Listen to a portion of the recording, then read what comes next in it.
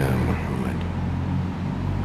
أعوذ بالله من الشيطان الرجيم. بسم الله الرحمن الرحيم. الحمد لله رب العالمين، والصلاة والسلام على سيد المرسلين وعلى آله وصحبه أجمعين.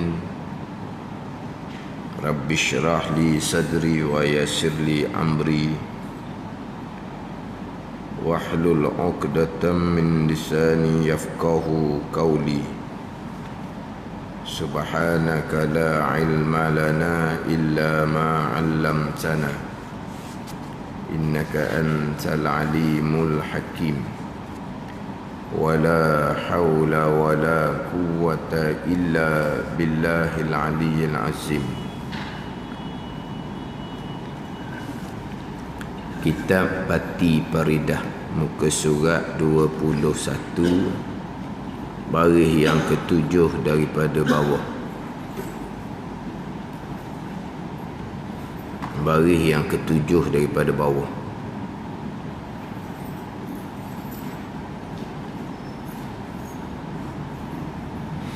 Qala al-muallifu rahimahullahu ta'ala wa nafa'ana bi'ulumihi amin. Adapun berdalil, yakni berhujjah, ihtijaj dipanggil. Adapun berdalil, berhujjah, dengan demikian, dengan kata tiap-tiap maksiat dan kejahatan kesemuanya dengan kehendak Allah. Dia kata seumpama tu. Kata seumpama tu kata setiap-tiap maksiat dan kejahatan kesemuanya kehendak Allah Subhanahu wa ta'ala.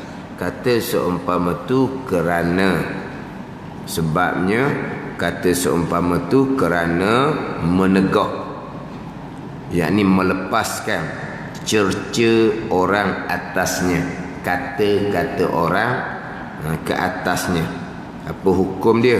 Maka harus ia berdalil dengan demikian kerana menegah cerca orang ke atasnya. Adapun berdalil, berhujjah dengan demikian, dengan katanya tiap-tiap maksiat dan kejahatan yang berlaku itu kesemuanya dengan kehendak Allah Subhanahu wa ta'ala. Kata seumpama tu kerana menegah, kerana melepas cerca orang ke atasnya. Orang masih lagi mengungkit-ungkit kesalahan, kejahatan yang dilakukan terdahulu. Orang masih lagi ungkit. Dia sudah bertaubah dengan Allah Subhanahu wa ta'ala. Dia sudah insaf dan sedar kesalahan dirinya. Kemudian masih lagi orang duduk ungkit kesalahan lampau dia. Dia pun sandar kesalahan terdahulu tu mari daripada kehendak Allah tu, qada Allah tu. Kalau Tuhan tak kehendak, kalau Tuhan tak qada, tak berlaku kesalahan yang terdahulu tu.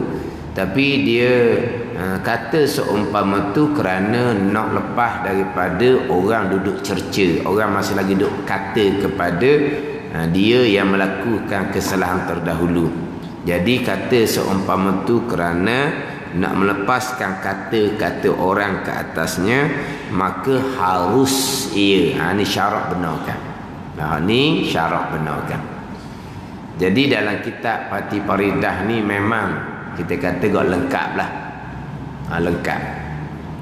Maknanya kita mengaji molek kitab Pati Paridah ni insya-Allah lah. Hak berkaitan dengan keenam rukun iman, termasuk bab qada dan qadar, insya-Allah beres. Sebab dalam kitab kita ni pembicaraan berkaitan dengan perkara jahat yang berlaku tu panjang juga bicara dia. Termasuk di hadapan muka surat sebelah, baris muka surat 22 tu pula, tajuk tiada harus redha atau wajib redha dengan maksiat. Tengok. Ni mustahak nak kena tahu ni. perkara maksiat yang diqadakkan oleh Allah. Dari satu sudut haram kita redha, dari satu sudut yang lain wajib kita redha atas satu maksiat yang sama. Satu maksiat yang berlaku, ada sudut yang mana kita haram redha, ada sudut, ada segi yang mana kita wajib redha. Hak ni biasanya pembicaraan dalam kitab tasawuf lah ni, tapi dalam kitab Fatih Faridah dia mari juga tu. Tu kata dalam kitab Fatih Faridah ni jadikan sebagai panduan molek kepada kita. Panduan molek kepada kita. Permulaannya bicara berkaitan dengan baik jahat datang daripada iradah dan kudrah Allah Subhanahu wa ta'ala, tetapi kita tidak boleh menyandarkan kekejian dan kejahatan kepada Allah Subhanahu wa ta'ala, melainkan maqam mengajar juga. Maqam ni pada ketika kita nak mengajar. Mengajar ni bukan semestinya mengajar atas meja di majlis surau, bukan. Kita nak mengajar akidah kepada anak cucu kita, ceritalah. Baik jahat datang daripada qada dan qadar Allah Subhanahu wa ta'ala, cerita molek. Maka kita bolehlah sebut di ketika kita nak cerita bab akidah. Adapun selain daripada maqam mengajar, tidak boleh, tidak diharuskan kita menyandarkan kekejian dan kejahatan kepada qada dan qadar Allah Subhanahu wa ta'ala. Walaupun perkara yang keji, yang huduh tu tak dosa sekalipun. Contohnya kita ni malas. Malas sangat dipanggil nasang, apa panggil? Nasang. Tu malas sangat. Jadi dengar tak nasang? Nasang panggil tak? Nasang ni memang nasang. Nasang ni makna malas pelik. Malas dipelik sungguh. Tu nasang. Hak nasang ni nak mandi pun tak ambuh. Malas pelik ni. Jadi dia malas sungguh-sungguh, tapi dia tidak ada tanggungjawab. Dia bukan ada tanggungjawab. Dia seorang diri je. Dia tidak ada tanggungjawab. Bukan kata nak tanggung nafkah keluarga, dia tak ada, dia seorang je. Kalau dia malas pun, dia tak kerja buat pun, dia tak nyusah ke orang pun. Yang dia ni cukup dah untuk makan minum dia nya. Tak payah apa makan minum dia ni, lapar pergi buka saji. Lapar pergi buka saji makan. Hak tuan makanan tu belebel pun dia halal juga. Hak tuan makanan tu belebel tu dia belebel lah. Malah mu ni. Tapi tuan makanan tu dia makan juga. Dihalalkan juga. Melainkan kalau tuan makanan tu kata, kalau mudak kerja aku tak halal mu makan hak bawah saji. Tak boleh makan dah tu. Hak ni dia belebel je. Tapi dia halalkan boleh makan. Siapa tanya lapar dia pergi makan, kerja buat malah. Mana kita kata dia tak ada tanggungjawab. Tak ada dosa lah dia, kita kata. Tapi tak boleh sandar ke Tuhan. Kenapa kamu ni malah sangat ni? Tak ada seorang pun adik-adik kamu nak pasal malah pasal mu ni. Nak sandar iradah Allah lah ni, kehendak Allah. Jangan. Walaupun benda buruk tu benda yang tidak berdosa sekalipun, tidak boleh sandar kepada iradah dan kudrah Allah Subhanahu wa ta'ala. Ada ni. Walaupun tak berdosa sekalipun. Adapun Mu'tazilah berpegang perkara jahat bukan datang daripada kehendak Allah Subhanahu wa ta'ala. Allah hanya mengetahui seseorang akan memilih dan melakukan perkara jahat. Akidah ni khilaf ulama, akidah yang kafir ataupun akidah yang berdosa besar, akidah yang bid'ah, bid'ah yang sesat walaupun tidak dihukumkan kafir sekalipun. Ini akidah Mu'tazilah, akidah yang terpesong. Amal ibadah tidak akan diterima oleh Allah Subhanahu wa ta'ala. Kemudian itu dalam bab pegangan. Ini dalam bab percakapan. Nak berdalil, nak berhujah kejahatan yang berlaku dengan iradah Allah, dengan kehendak Allah Subhanahu wa ta'ala yang bersifat dengan iradah. Hukumnya tidak harus Haram bagi seseorang berhujah dengan katanya tiap-tiap maksiat dan kejahatan yang berlaku kesemuanya kehendak Allah. Tapi kejahatan tu belum lagi dilakukan, tapi disandar ke Tuhan dah. Haram dosa besar sandar seumpama tu.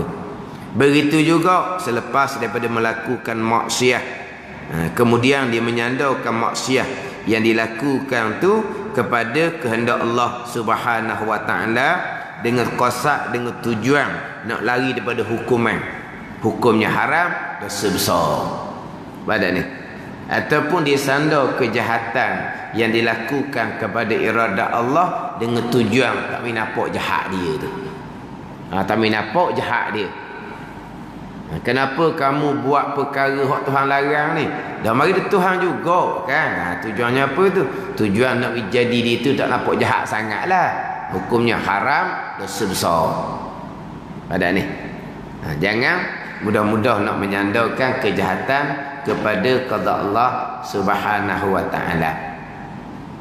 Tetapi kalaulah orang ni menyandar perkara jahat kepada qada Allah, dia menyandar perkara jahat kepada qada Allah, haram seumpama tu, macam mana pegangan dia? Pegangan orang yang menyandar nisbah percakapan perkara jahat yang berlaku tu adalah datang daripada kehendak Allah. Haram cakap seumpama tu.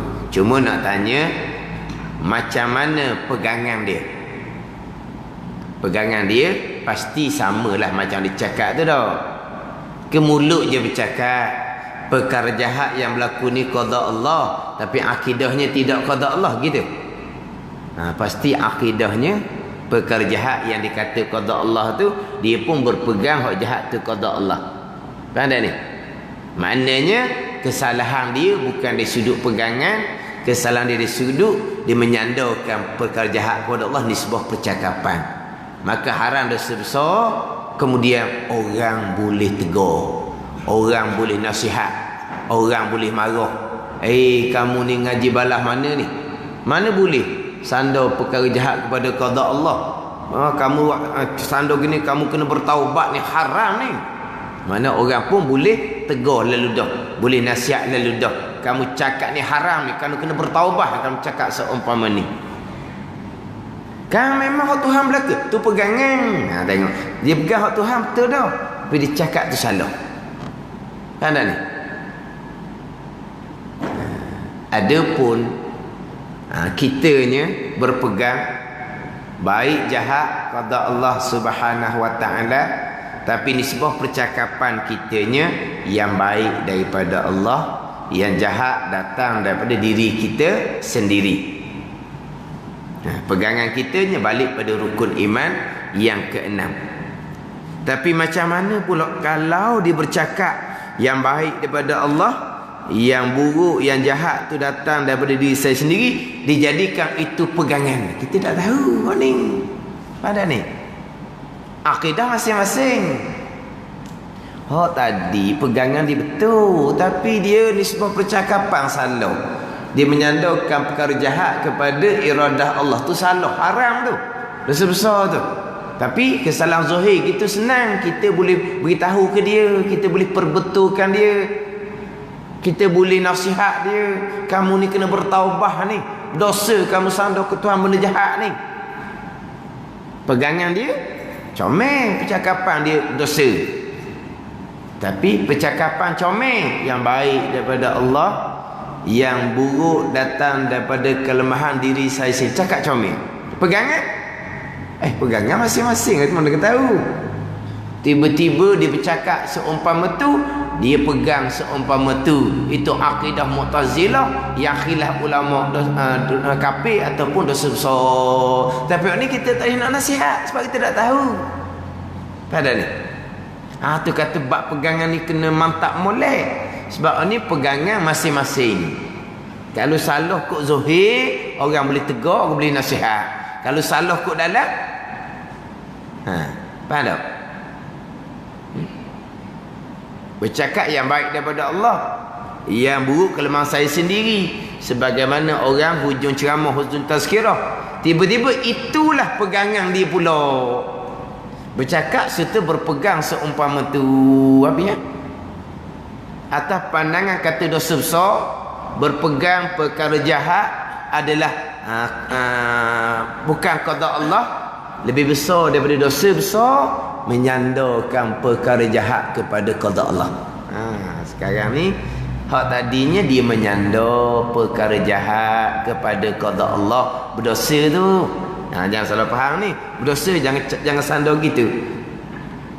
Tetapi kalau orang berpegang perkara jahat bukan qada Allah, dosa besar juga. Mana besar antara dua dosa besar ni? Dosa besar orang yang berpegang perkara jahat bukan datang dari iradah Allah. Ni pegangan Mu'tazilah. Kemudian dosa besar orang yang menyandarkan perkara jahat, nisbah percakapan kepada iradah Allah. Dosa besar tu bila? Masa disandar tu lah. Kemudian disandar sama-sama ke? Dah. Macam ada ni? Ke disandar sama-sama? Dah. Masa hak disandar tu, perkara buruk yang saya buat ni qada Allah, iradah Allah, haram dosa dia. Tapi sekali tu dia sandar. Kemudian pula bila-bila kalau orang tak nasihat dia. Tapi kalau orang yang berpegang perkara jahat bukan qada Allah, dosa lebih besar daripada dosa besar menyandar perkara jahat kepada qada Allah, dia berpegang perkara jahat bukan qada Allah ni bila? Itulah pegangan dia sama-sama. Malaikat akan catat dosa besar setiap saat selama mana berpegang akidah Mu'tazilah ni. Berat ni lagi. Pada ni. Tapi ni kita nak tegak ni. Sebab ini akidah masing-masing. Nisbah percakapan, kita ahli sunnah pun bercakap yang baik daripada Allah, yang buruk, yang salah datang daripada diri saya sendiri. Kita bercakap, pegangan kita rukun yang keenam. Mu'tazilah dia bercakap yang baik daripada Allah, yang buruk bukan datang daripada Allah. Itulah pegangan dia juga. Ni. Tapi pegangan tu tak tahulah. Tapi cakap sama ke tak? Sama aja cakap. Yang baik daripada Allah, yang buruk kelemahan diri saya sendiri, percakapan sama. Antara kita ahli sunnah dengan Mu'tazilah percakapan sama. Hak bezanya, apa yang kita bercakap yang baik daripada Allah, yang buruk datang daripada kelemahan diri saya sendiri, itu hanya percakapan. Pegangan tetap dah segala-gala perkara daripada Allah Subhanahu wa taala. Mu'tazilah dah.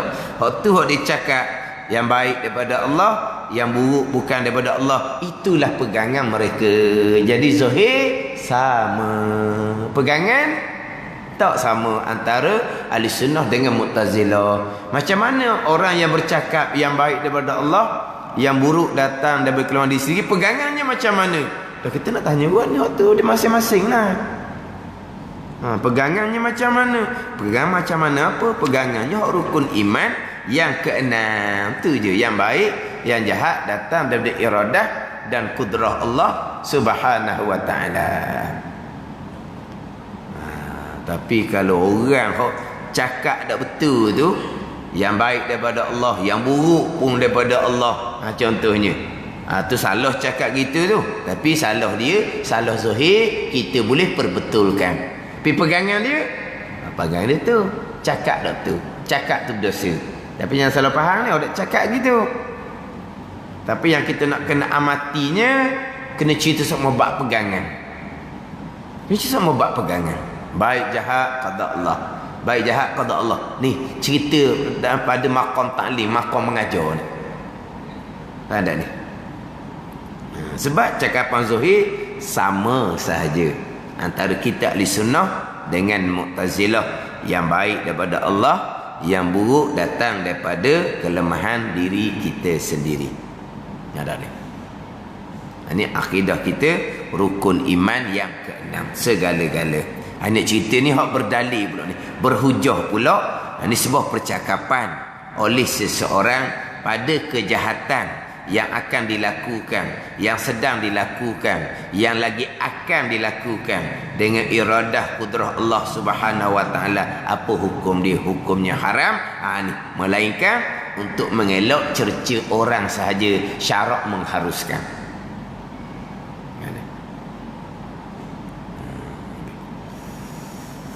Kemudian bab pegangan kita ni baik jahat qada Allah ni, jangan timbul pertanyaan pula, dah kalau gitu kita ni semua ni Tuhan tak dah lah syurga ke neraka. Orang dah tanya dah soalan tu.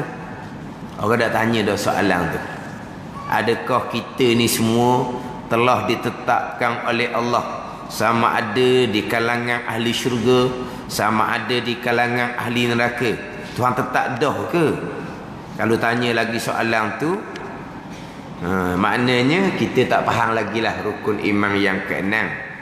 Kalau tanya soalan tu, ialah baik jahat qada Allah Ta'ala belaka. Lepas tu kita ni sama ada syurga, sama ada neraka, Tuhan tetap juga dah ke? Jadi kalau tanya gitu tu, tu mana apa tu? Tak lepas lagi lah. Tak lepas lagi. Tak faham lagi. Enam rukun iman. Tak faham lagi rukun iman yang keenam baik jahat qada Allah. Dan kalau baik jahat Tuhan tetap dah, syurga neraka Tuhan tetap dah lah. Apa dia nak tanya lagi nya? Ni kadang-kadang cerita baik jahat qada qadar Allah, baik jahat qada qadar Allah, tiba-tiba nak tanya ni. Hak ni muskil lagi ni. Maknanya syurga neraka Tuhan tetap dah. Kalau muskil lagi situ, tak faham lagi lah tu. Qada qadar baik jahat daripada Allah, tak faham lagi. Sebab apa tak faham lagi? Kalau faham dah baik jahat tu qada Allah, Tuhan telah tetap dah segala-gala kepada azal. Kalaulah terlintas di hati pun Tuhan tetap dah, berkelip mata pun Tuhan tetap dah, takkan syurga neraka Tuhan tak tetap lagi? Itu benda besar. Ada ni. Kadang-kadang cerita baik jahat, angguk. Ni muskil lagi dia kata. Baiklah, baik jahat datang daripada iradah dan kudrah Allah. Hak saya muskil lagi ni, kita ni sama ada Tuhan tetap tak lagi syurga atau neraka. Kalau muskil lagi hak tu, dia kata dia faham dah perkara baik jahat iradah dan kudrah Allah, tak berapa faham lagi sebenarnya. Ada. Kita rukun iman yang keenam kan, sekalian perkara telah ditetapkan pada azal. Sekalian perkara telah ditetapkan pada azal. Bila sekalian perkara telah ditetapkan pada azal, kalaulah sebesar zarah pun tidak terkecuali, melainkan telah ditetapkan oleh sebesar zarah pun tidak terkecuali. Takkanlah sebesar-besar perkara syurga neraka Tuhan belum tetap lagi.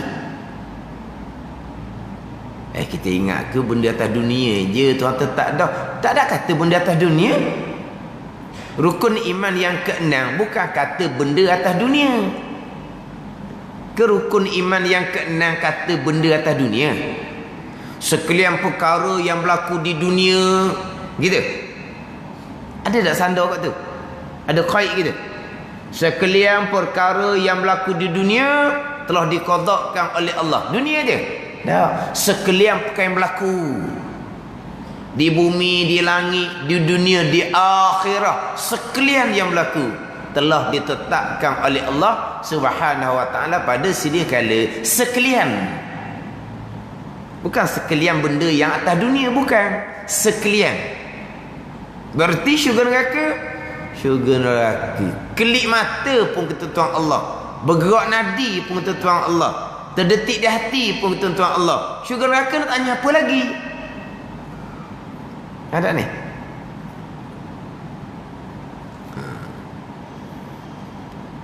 Lepas tu kejut semula pula. Syurga neraka Tuhan tetap dah juga. Kejut semula tu jenera lagi lah. Jenera tu, jenera. Tidur lagi sebenarnya. Dah kat kejut semula tu. Abang apa ni? Jenera, tidur lagi. Tak faham lagi hukum iman yang keenam. Lepas tu kejut. Kalau sedar molek dah, nak kejut apanya? Ke jenis mama tak nak mama. Mama abang apa? Sedar tak apa sedar. Sedar tak apa sedar molek kan? Tu kalau gapa-gapa kejut lah tu. Mama nampak oh. Kalau sedar molek dah nak kejut kat mana lagi? Sekalian qada dan qadar.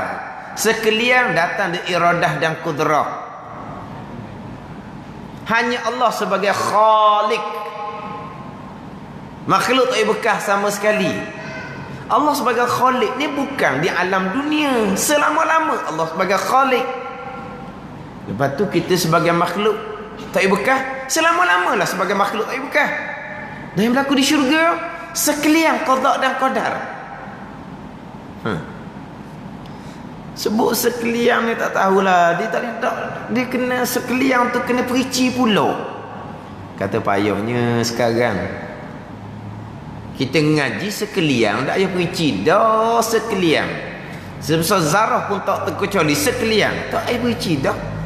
Di bumi tak payah royak bumi ke, langit tak payah lah sekalian. Dunia, akhirah tak payahlah sekalian. Tapi sekarang tak padang ni. Kena cerita satu-satu sekalian ni. Kadang-kadang sekalian. Okey, tapi takkan hak jahat Tuhan juga. Pening tadi. Sekalian hak Tuhan. Takkan pilihan perbuatan kita hak Tuhan juga. Kata nak pergi kok mana lah jadinya. Tak faham bahasa sekalian ni. Tu kata nak cari bahasa gapa selain daripada bahasa sekalian. Sekalian, kesemuanya, segala-galanya tak cukup lagi. Tak masuk juga ke semua. Macam mana dia gitu? Sekalian, kesemuanya datang daripada Allah Subhanahu wa ta'ala. Allah khalik selama-lamanya. Kita makhluk yang lemah selama-lamanya. Allah Rabb selama-lamanya. Kita marbub hamba kepada Allah selama-lamanya. Ke bila masuk bila di alam akhirah masuk syurga kita jadi Tuhan pula ke? Tak. Kita hamba Allah Subhanahu wa ta'ala. Kita mengesakan Allah selama-lamanya. Termasuk mengesakan Allah pada perbuatan. Jadi sekalian datang dari qada dan qadar, baik jahat qada qadar, syurga neraka telah ditetapkan oleh Allah pada sedia kala.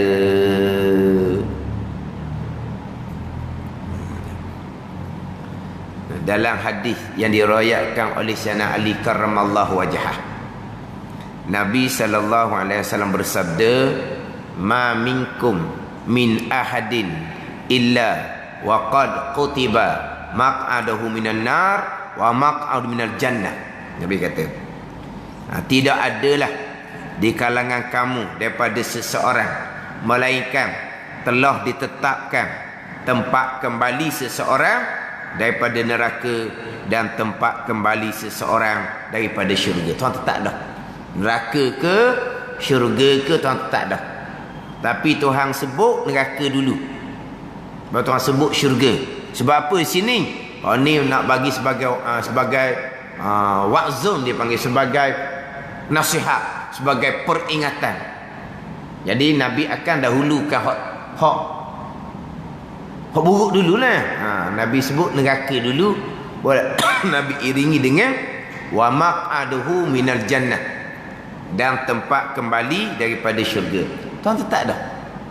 Tidak ada di kalangan kamu daripada seseorang melainkan sesungguhnya telah ditetapkan tempat kembali daripada neraka dan tempat kembali daripada syurga. Tuhan tetap dah lah sekalian.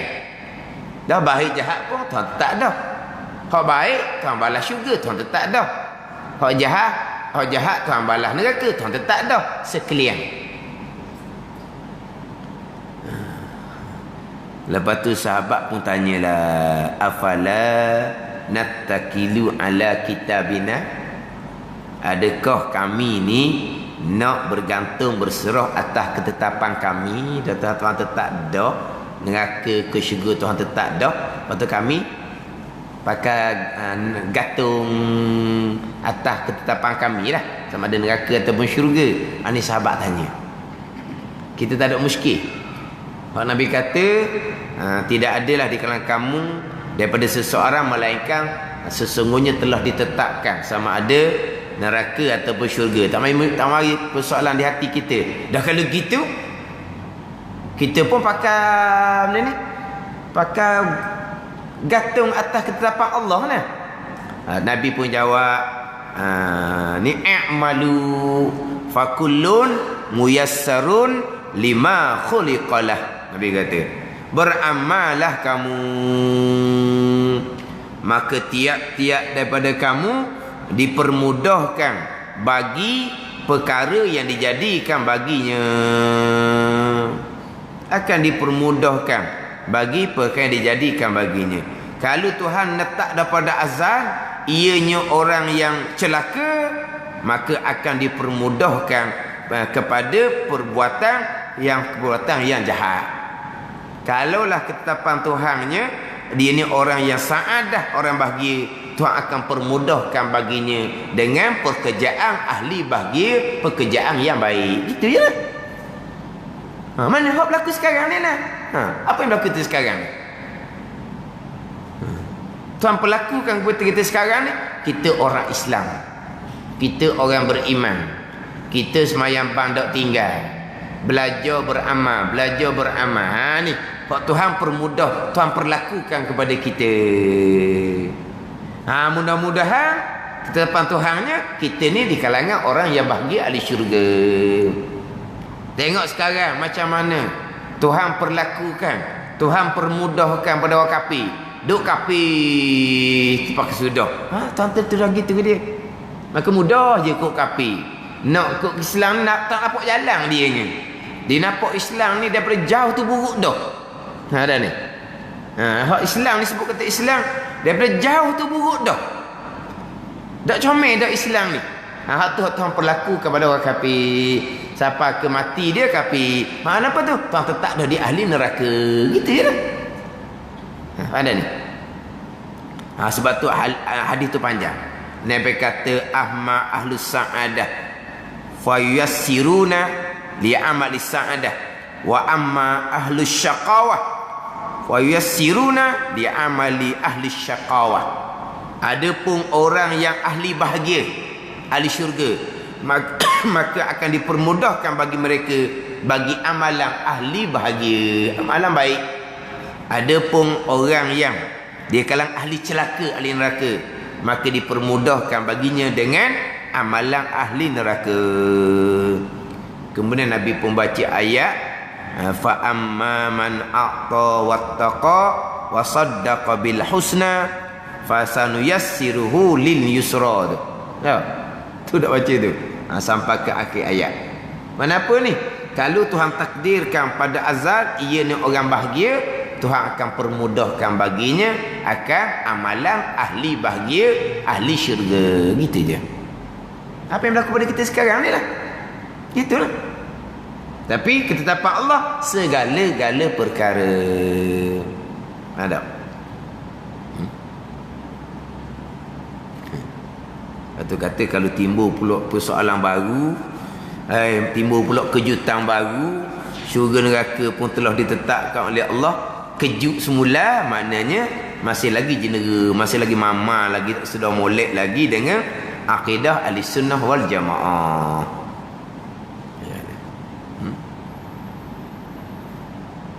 Sama macam belajar ni lah. Hak Tuhan permudah sangat.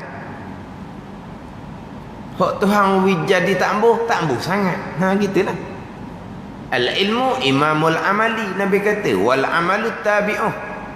Ilmu pun dahuluan kepada amalan. Dan amalan Nabi kata ialah mengikut ilmu. Tapi Nabi kata lalu dah, yulhamus su'ada wa yuhramul ashqiya.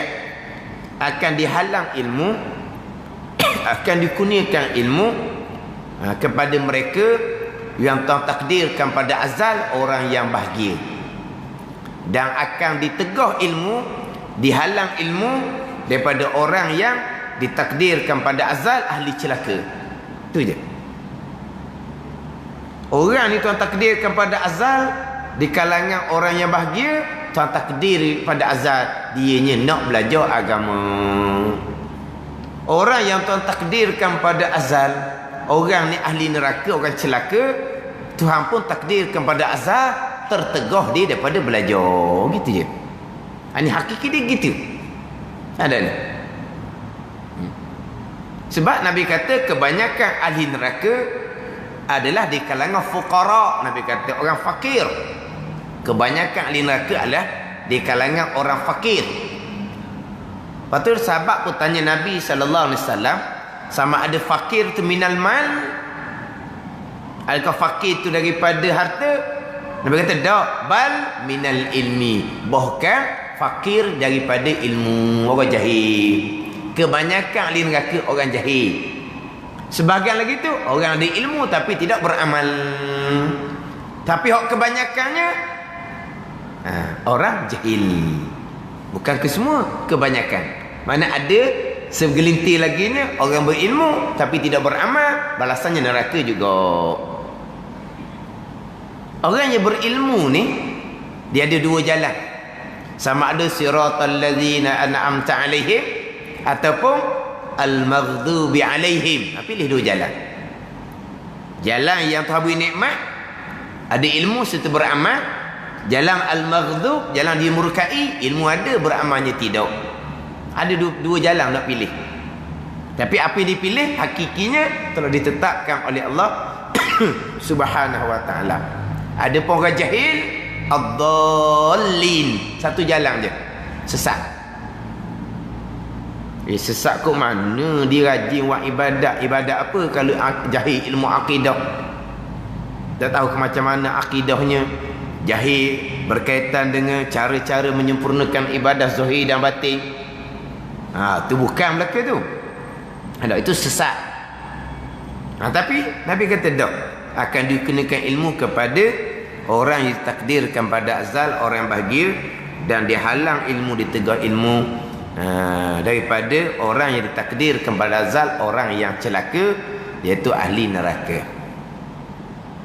Lepas tu kita, kalau Tuhan susun untuk kitanya kebaikan, kita bukan kata nak riak unjuk takabur, kita wajib bersyukur kepada Allah Subhanahu wa taala.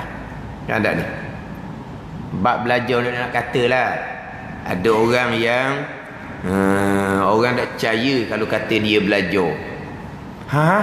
Dia belajar, dia kedak ni kesal tengok orang ni, macam gelak gambar ni. Masa kenal-kenal zaman dulu kok, ni bukan orang jenis nak belajar agama ni. Sampai aku suruh tengok semula, takut salah orang. Ada orang masa dulu kok jadi sebagai contoh, rajin buat amal ibadat konongnya. Kalau tanya-tanya baca Yasin tepat akhir kok dia yang mengepalai. Lepas daripada pecing suruh belajar agama fardhu tak ambuh. Kata buat pula payah sangat dia ni. Suruh belajar akidah pun tak ambuh. Suruh belajar fiqh ibadat pun tak ambuh. Suruh belajar tasawuf fardhu pun tak ambuh. Baca Yasin rajin kan. Tapi kalau dulu-dulu orang jadikan sebagai contoh, pergi belajar tak ambuh. Hakikinya itu bahagian masing-masing. Dan kita ni setakat beritahu je lah nasihat. Tapi atas segala-galanya qada Allah Subhanahu wa taala tahta masyiatillah. Ada ni. Orang dekat-dekat tak ambuh, orang jauh nak. Begitu je lah. Biasa je. Majlis surau pun kadang-kadang ramai orang, bukan orang tempatan, orang luar. Pondok penuh pelajar, tak ada seorang habuk orang kampung ni. Dah mari tu, Sabah Sarawak, lakar laut mari lagi. Sabah Sarawak. Daripada orang Thailand tu, pakai pasport mari lagi. Masa saya duduk pondok dulu, duduk di Pondok Kerandang. Orang Bangkok siapa lagi Pondok Kerandang. Pakai pasport mari sepatah habuk tak erti bahasa Melayu. Dalam masa setahun tu kok setakat nak pergi faham bahasa Melayu je lah. Tapi naknya belajar. Dah lah jauh belanja besar, bahasa pula tak faham, tapi sabar naknya belajar. Tu bahagian dia. Ada ni. Dah lah negara lain, daripada Bangkok nak sampai ke Sepadang sehari semalam. Sehari semalam, bukan 12 jam. Tapi dah cuma pilih dia gitu nak belajar. Tapi kalau orang dekat-dekat, tak ada seorang pun nak belajar. Ada ni. Sebab kadang-kadang kita duduk pondok kan, mari duduk mari di atas hati kok. Oh, kalau mak ayah kita rumah tepi pondok kan senang kita. Sudah nak makan balik rumah. Nak makan balik rumah. Mau kita cakap gitu. Dalam hati dah susah ni kan. Duduk pondok sendiri belaka. Nak makan pun sendiri belaka. Jadi kalau mak ayah kita tuan-tuan ke duduk tepi pondok, oh senang. Tak payah dah. Tanpa tanya lapar ke balik rumah tepi pondok. Kalau tuan-tuan ke tepi pondok, tapi tuan-tuan ke tak belajar juga. Itu bahagian masing-masing. Mana kalau tuan-tuan ke pada azan, orang yang bahagia, tuan susun jalan kebahagiaan kepadanya. Tuan-tuan ke pada azan, orang ni celaka, tuan susun jalan celaka baginya pada azal. Itu je. Orang yang tuan takdirkan pada azal, orang yang bahagia. Orang ni tuan takdir kepada azal, orang ni orang bahagia. Walaupun permulaan kehidupannya dengan amalan ahli neraka. Tapi dah tuan takdir pada azal orang yang bahagia, tuan takdirlah di penghujungnya dia bertaubat. Itu kan? Tuan takdir di penghujungnya dia bertaubat. Sebaliknya kalau takdir pada azal dia orang celaka, walaupun di permulaan tu tuan takdir kebaikan kepadanya, akhirnya tuan pusingkan hati dia, akhir kesudahan dia berpaling daripada jalan agama. Ada ni hadis masyhur itulah, hadis nutfah alaqah mudghah tu 40 hari tu kan. Kemudian summa yursalu alaihil malak fayanfakhu fihi ruh wa yu'maru bi katbi arba'i kalimat bi katbi rizqihi wa ajalihi wa amalihi wa syaqiyun aw sa'idun. Cukup 4 bulan Allah Ta'ala diutuskan atasnya akan malaikat dan meniup oleh malaikat padanya akan roh, dan diperintah akan malaikat tulis 4 perkara: rezeki, ajal, amal dia. Kemudian wa syaqiyun aw sa'idun. Tengok tu. Wa syaqiyun celaka, aw sa'idun ataupun bahagia. Orang yang tuan takdir kepada azab syaqiyun ni, walaupun di permulaan tuan takdirnya dia ni beramal dengan amalan syurga sekalipun, kalau tuan takdir pada azab di syaqiyun celaka, akhirnya dia akan beramal dengan amalan ahli celaka, amalan orang yang celaka. Wa syaqiyun aw sa'idun. Nabi sebut hak pahit dulu nah, hak buruk dulu, syaqiyun dulu, celaka dulu, aw sa'idun, barulah bahagia. Ada ni. Lepas tu Nabi pun bersumpah, fa wallazi la ilaha illa ghairuh, demi Tuhan yang tiada Tuhan melainkan ia melainkan Allah Ta'ala, inna ahadakum la ya'mala bi'amali ahli jannah hatta ma yakunu bainahu wa bainaha illa zira fayasbiku alaihi alkitab fayamalu bi'amali ahli nar fayadkhuluha.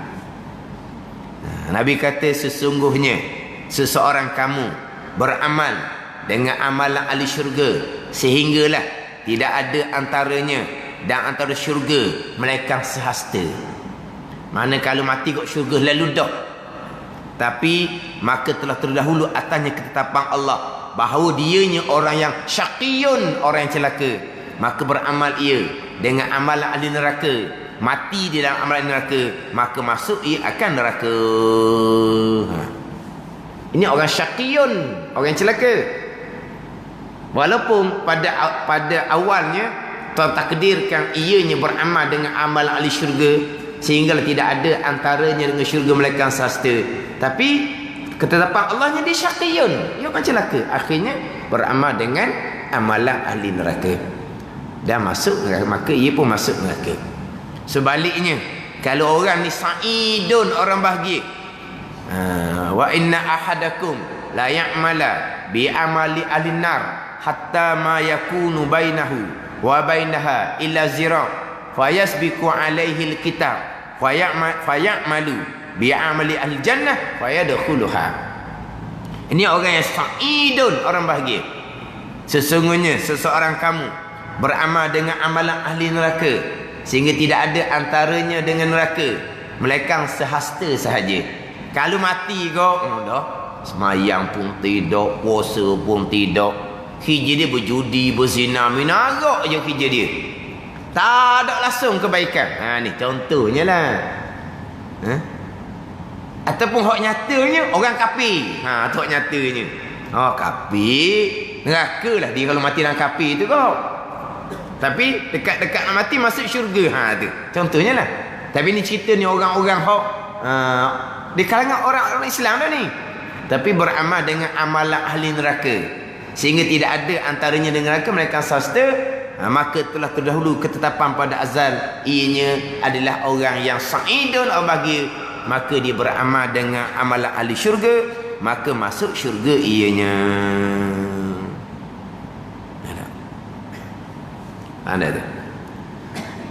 Lepas tu timbul pula dak ustaz, kalau gitu gak takut kitanya lah. Baik-baik dah sekarang ni muda-muda ni. Nanti kan ada pula orang muda gitu. Orang muda dia kan orang tua, mudah je nak pergi masjid ni orang tua ni. Kalau orang muda muda sekali je. Kalau nak berpoya-poya masa muda ni lah, dah tua nak berpoya-poya kok mana lagi. Muda hanya sekali. Tapi kita ni bagus, baik daripada muda, taat daripada muda. Ni akan dapat perlindungan di bawah bayang arasy Allah Subhanahu wa taala. Tapi ada pula dia kata dak ustaz, kalau kita taat daripada muda ni, kena mujahadah ni orang muda ni nak jadi taat ni. Takut-takut tua-tua kan pergi kelak danduk ke mana dia tanya. Apa dia tanya gitu? Sebab jangan disko tak ada orang tua, kalau kelak danduk ada orang tua. Nah, disko ada orang tua? Tak ada. Kalau kelak danduk ada orang tua. Dia kata takut tua-tua kan. Kenapa pula timbul gitu? Tuhan pilih kita di kalangan orang baik, kita berdoa dengan Allah Subhanahu wa taala, ya muqallibal qulub sabin qalbi ala dinika wa ala taati, kan? Wahai Tuhan yang membalik-balikkan hati, tetapkan hati aku atas agama Engkau dan ketaatan pada Engkau. Lepas tu hadis tu, beramal dengan amalan ahli syurga sehingga kan dia syurga ni sasta je. Tapi dah ketetapan azal dia orang yang celaka, akhirnya dia berubah, dia beramal dengan amalan ahli neraka, dia pun masuk neraka. Sebab itulah kita tak boleh nak ujub dengan amal ibadah kita. Tak boleh nak ujub dengan amal ibadah. Tak boleh nak sabar dengan amal ibadah. Nak ujub, nak sabar dengan amal ibadah ni bila? Selepas meniti titiang sirak, lepas. Boleh nak ujub, nak takabur pun, tapi tak ada Allah pulaknya. Ada ni. Kalau tanya kita bila kita boleh ujub, boleh takabur? Selepas kita meniti titiang sirak, lepas.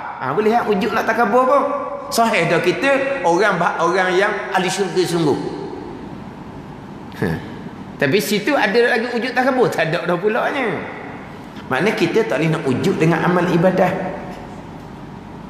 Tapi golongan yang pertama, hak kata beramal dengan amalan di syurga ni, kemudian berubah dengan amalan di neraka ni, dalam huraian kita mengatakan bahawa hak tu sedikit sahaja seumpama tu, sedikit ya. Sebab Allah Ta'ala, apabila Allah Ta'ala kurniakan taufik dan hidayah, Allah Ta'ala malu untuk menarik balik taufik hidayah Allah Subhanahu wa Ta'ala. Golongan pertama sedikit sahaja, bukan tidak ada, sedikit sahaja. Hak golongan yang pertama. Hak banyaknya golongan yang kedua, beramal dengan amalan ahli neraka sehinggalah tidak ada antaranya neraka melainkan sasta, akhirnya bertaubat, beramal dengan amalan ahli syurga, mati di atas taat, Tuhan masukkan ke syurga. Hak ni hak ramai. Hak pertama sedikit sahaja. Ada pun kadang-kadang nampak comel kawan tu.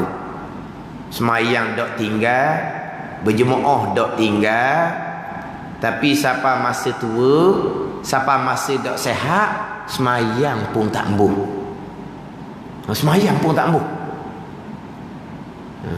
Mana anak natu ni semayang, masa waktu dok, marah semua sebut semayang. Dulu masa segar, berjemaah 5 waktu. Ayah haji pula, siapa tahu uzur tua tak ambuh semayang. Ni ke masuk dalam golongan yang pertama? Terkadang tidak. Terkadang tidak. Orang yang seumpama ni terkadang dia tu jalanan neraka daripada awal lagi dah. Sembahyang dia pun sembahyang adah, bukan dengan ilmu. Sembahyang tanpa ilmu akidah, sembahyang tanpa ilmu fiqh, sembahyang tanpa ilmu tasawuf. Ni tak boleh sembahyang ni. Orang ni dengan neraka sejengkal daripada awal lagi dah. Bukan neraka kemudian, bukan. Keadaan ni bukan neraka kemudian. Hak kata dia semayang dok tinggal, siapa ke akhir tua tak ambil semayang. Hak ni hak Nabi kata bang kali ni. Terdahulu beramal dengan amalan di syurga, sehingga tidak ada antara syurga melainkan sasta. Hak ni kali dak. Hidup semayang pun tanpa ilmu akidah, tanpa ilmu fiqh, tanpa ilmu tasawuf. Cuma Tuhan zahirkan kemudian tak ambil semayang. Ada ni. Ni kena kita muhasabah lah. Apabila berlaku seumpama tu kepada sesiapa, kita kena muhasabah. Ada ni. Orang yang semayang sungguh dengan ilmu akidahnya, dengan ilmu fiqh tasawufnya, hak ni kadang-kadang Tuhan tunjuk dekat nak mati ngelah sekali, segar sekejap. Segar ni bukan segar orang segar, tapi segar nak banding dengan hak dia tu berat dah tu, segar. Mana kalau anak-anak pun Allah lega dah, segar dah, sempat semayang molek-molek ada. Mana sebelum ni semayang dah kena uzur, ni semayang dah kena segar, tapi segar kan sakit lah. Benda sudah semayang, buang baju semayang sekejap, habis umur. Tengok mana anak-anak ni berasa suka dah, ni nampak segar semayang pun nampak selesa dah. Ni kita pun tengok latar belakang dia, orang macam mana. Orang yang amal banyak ke, qiyamul lail sepanjang malam ke? Daknya lebih kurang kita ni semua je semayang rawatib gitu je. Ada duha sikit, ada witir sikit. Qiyamul lail tak ada. Dia bangunlah awal sikit sebelum subuh tu. Gitu je lah. Bangun sebelum, bangun tak main subuh pun, pergi bangun awal sikit je. Sampai masa ngaji Quran, dia ngaji Quran. Taklah ngaji siapa ke banyak-banyak. Seminggu khotbah sekali tak ada. Macam biasa je. Tapi amal dia bermutu sebab dengan ilmu. Ni siapa ke sudah duduk di hospital, tanya semua waktu semayang. Pak doktor pun pelik, tanya semua waktu semayang, sebab dia berasa macam lambat gitu. Nak semayangnya kena angin. Duduk di hospital kena angin kali yang kedua, lepas tu koma sampai ke mati. Tapi maknanya semayang sampai ke mati. Yang cara semayang dia menantu dia, menantu yang cara. Doktor tanya menantu ingat ke mak doktor mak mertua, dia kata menantu lelaki yang cara mak mertua. Tapi tanya hal semayang. Ni cuba tu tengok latar belakang dia macam mana. Belajar, bukan semayang adah, bukan. Jadi hak kata semayang tak tinggal pergi Mekah haji umrah, siapa tanya sakit mau semayang. Hak ni dah kali hak Nabi kata ni hak golongan pertama. Tidak, segelintir sahaja hak golongan pertama. Kadang-kadang dia nampak semangat berjuang, akhirnya dia pun berpaling tadak. Hak ni barangkali hak Nabi kata golongan pertama. Tidak, kadang-kadang berjuang tu pun kerana nafsu, berjuang kerana nama baik, berjuang kerana orang, berjuang kadang-kadang jahil ilmu agama. Pada masa berpaling tadak, cuma Tuhan memperzahirkan saja. Bukan termasuk dalam golongan yang pertama bukan? Tak ada ni. Dia berjuang tu pun dengan jahil dia je. Tak ada ilmu akidah, tak ada ilmu tasawuf, keikhlasan pun tak erti. Akhirnya Tuhan perzahirkan sebenar dia macam mana. Itu bukan golongan pertama. Yang pertama sedikit saja. Kalau banyaknya golongan yang kedua, beramal dengan amalan ahli neraka, tidak adalah sehinggalah tidak ada antaranya dengan neraka melainkan sehasta. Tapi telah terdahulu ketetapan dianya, dia orang yang sa'idun, orang yang bahagia. Maka Tuhan pun susung dianya bertaubah kepada Allah Subhanahu wa taala, kena mengerjakan amal-amal kebajikan, mati dalam taat, syurga dianya. Hak ni hak banyak. Hak ni kita boleh nilai kita sendiri. Sebelum belajar kita berpegang akidah yang terpesong, tu neraka dah tu. Berpegang akidah yang terpesong ni neraka dah. Dak sehasta dahnya. Tapi Tuhan ini susun kepada kitanya kebaikan. Belajar, kita bertaubat, kita berpegang akidah yang sebenar. Tu golongan kedua. Mana ni? Mana pun segala-galanya telah ditetapkan oleh Allah. Terkadang orang yang bahagia ni, orang ahli syurga, Tuhan susun dia taat daripada budak dia sampai ke mati. Ada Tuhan susun orang yang bahagia ni, asalnya Tuhan susun dia tak taat kepada Allah, tapi Tuhan susun kemudian bertaubat, mati dalam taat, syurga dia, orang bahagia dia. Tapi segala-galanya telah ditetapkan oleh Allah. Termasuk syurga neraka tak payah tanya dah lah.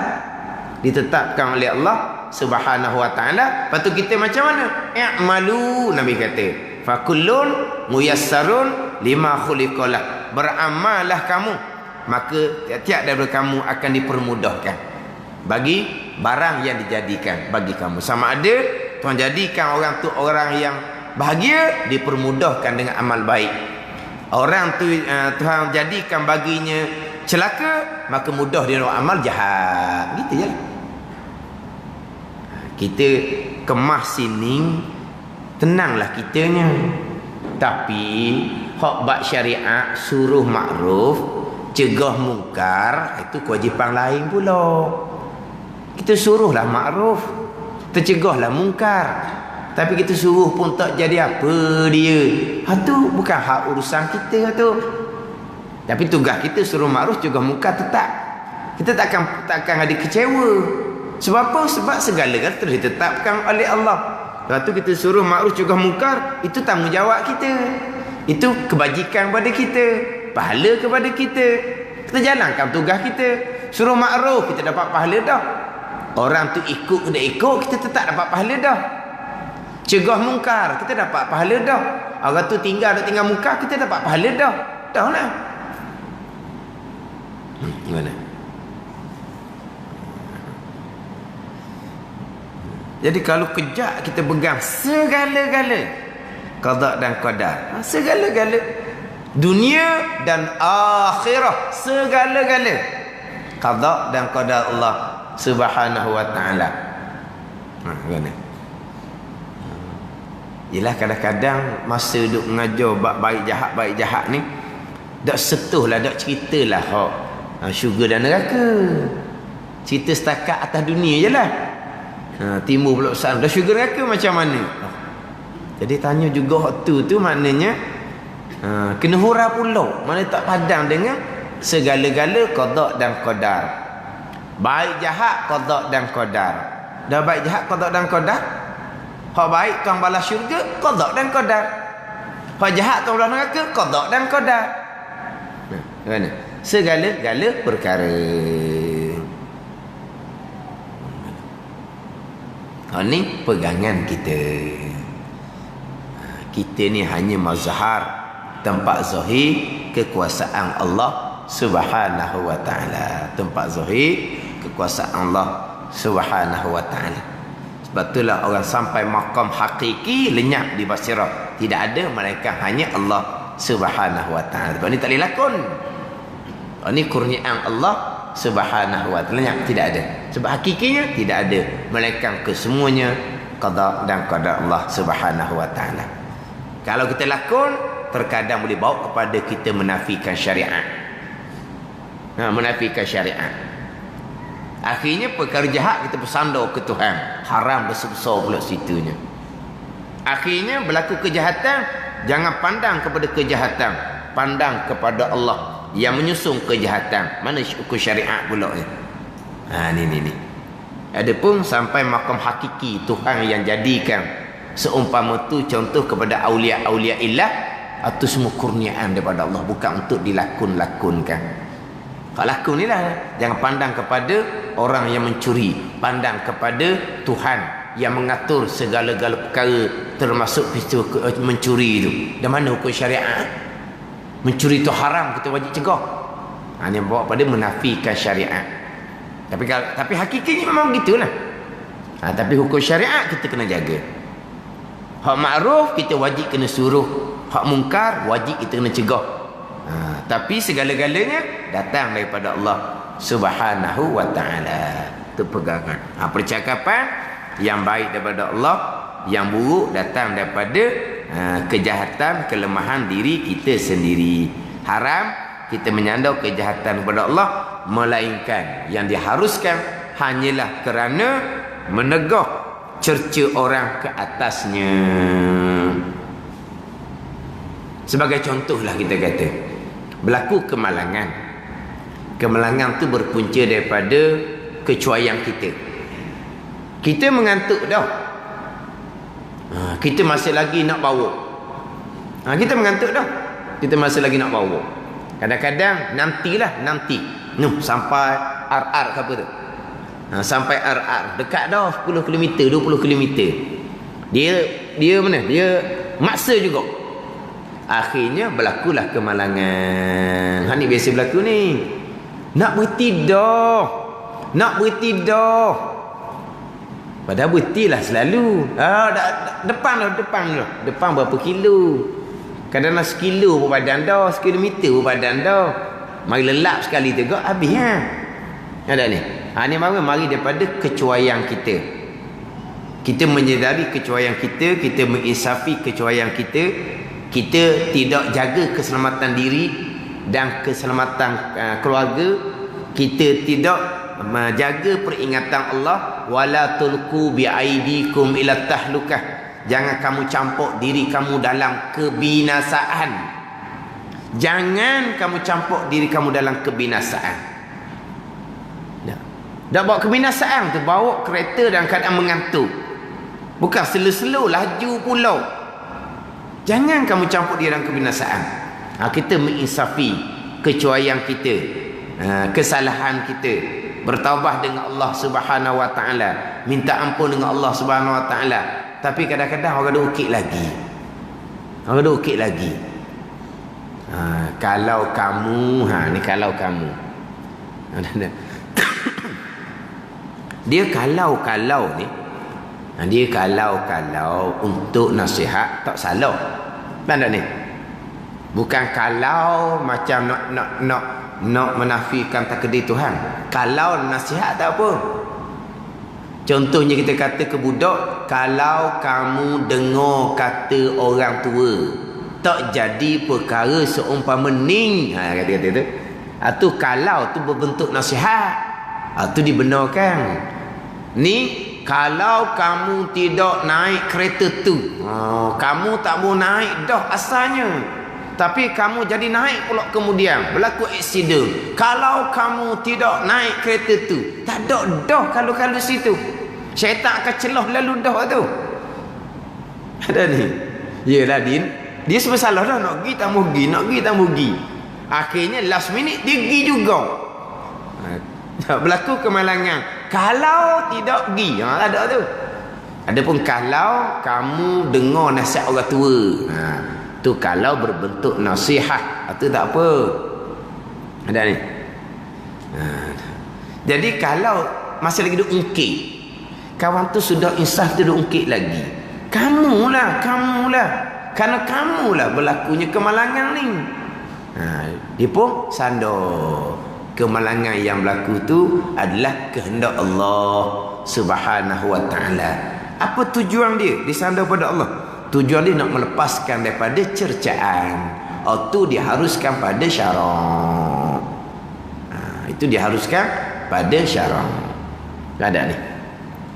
Cuma dalam keadaan diharuskan pada syarak, kita menyandar kesalahan kita kepada Allah tu, seeloknya kita jangan tok-tok sebut perkara tu. Seeloknya. Tapi kalau nak sebut, saya mengantuk pun kehendak Allah juga. Boleh lagi sebab dia hanya nak lepas dari kata-kata orang. Tapi walaupun diharuskan, seeloknya dia sandar secara umum. Semua yang berlaku tu kehendak Allah Subhanahu wa ta'ala. Itu umum lagi tu. Lebih baik seumpama tu. Walaupun kalau disebut diri kesalahan kecuaian dia tu, kemalangan tu berpunca daripada mengantuk dia, laju dia, disandar benda tu, sebut secara tafsir benda tu, diharuskan pada syarak. Tapi seeloknya, walaupun syarak mengharuskan kita sebut kesalahan kita tu kehendak Allah, seeloknya kita sebut secara umum. Semua yang berlaku kehendak Allah Subhanahu wa ta'ala. Ada gitu. Ada ni. Ini untuk elok daripada cerca.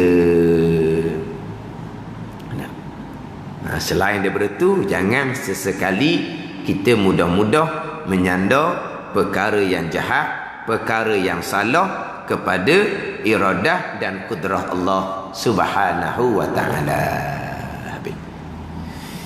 Dan berpegang dengan dalil yang keji ini, mana menyandar perkara yang jahat kepada iradah Allah, banyak jatuh, banyak berlaku di atas manusia. Istimewa raja-raja dan pembesar bila tatkala hendak menzalim akan orang atau hendak berzina. Ni kadang-kadang banyak berlaku ni. Menyandar perkara jahat pada qada Allah banyak berlaku di atas manusia. Istimewa pula raja-raja dan pembesar bila tatkala hendak menzalim akan orang. Dia nak rapah harta orang, dia kata dah tak ada rezeki kamu dah tu, kehendak Allah berlaku ni. Ni kitab kata ni. Kitab kata. Tak boleh nak marah dah ni. Raja ke pembesar tak boleh nak marah dah ni.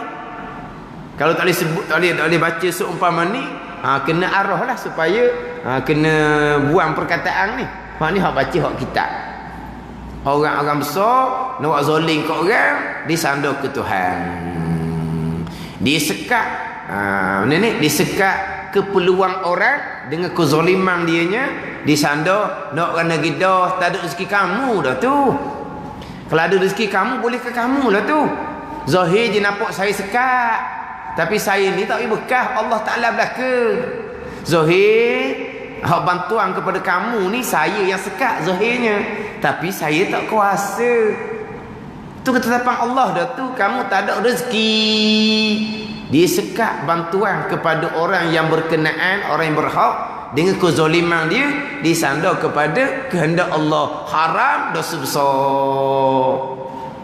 Selain dia bertaubah dengan Allah kerana menyandar perkara itu kepada Allah, kena minta maaf pula kerana melakukan zalim dengan manusia, itu dosa dengan anak Adam. Ni banyak perkara ni.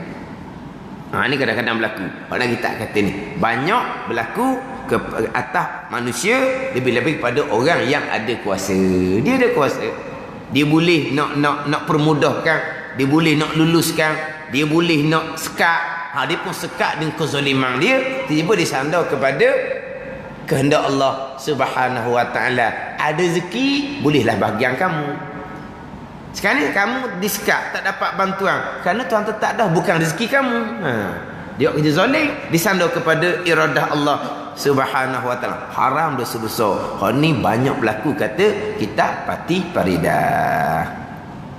Sampai peringkat kalau tujuan untuk menghalalkan perbuatan zalim, jadi murtad orang ni, wal iyazabillah. Ingat baik, jangan mudah-mudah menyandar perkara jahat kepada Allah. Lepas tu buat zalim bolehlah, jangan sandar kepada Allah. Buat zalim pun janganlah. Jangan salah faham pula ni. Boleh buat zalim kepada orang kalau kita ada kuasa, tapi jangan sandar ke Tuhan sudah kezaliman kita. Jangan salah faham. Kita cerita sini berkaitan menyandar perkara jahat kepada qada Allah. perkara jahat tu kena tinggal waktunya. Bukan kata boleh buat jahat, boleh buat zalim, tapi jangan sandar ke Tuhan dah. Kan situ. Salah faham tu, jauh sangat lagi tu. Boleh buat jahat, boleh buat zalim, tapi jangan sandar ke Tuhan. Tak kena. Mana orang aja boleh buat jahat, mana aja boleh buat zalim. Tapi dia buat jahat zalim, disandar pula kepada Allah. Itu dosa besar yang lain pula. Wallahu a'lam.